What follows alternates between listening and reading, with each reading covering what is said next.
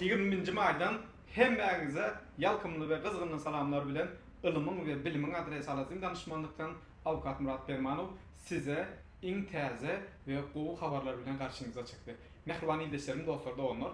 Biz yanvar, fevral, mart aylarında da studentlik okuwçy getirdik. Bu bizim ilkinci okuwçymyz däl. Ýöne şu gowy habary sizin bilen paýlaşmak istedim. Bu gowy habaryň sebäbi geçen ýyl we öňkü ýyllar vizada atkaz alan okuwçymyza 3-nji sapar diýen ýagdaýynda ynamly we garantyly şekilde dip viza almana kömekçi bolduk. Siz hem priglашениýasyny goýarys, vizasyny goýarys. Siz hem ynamly we garantyly şekilde ýakynlaryňyzy atkazam bolan bolsa getirmek isteseňiz, biz size ynamly şekilde kömek edip bilýändiris.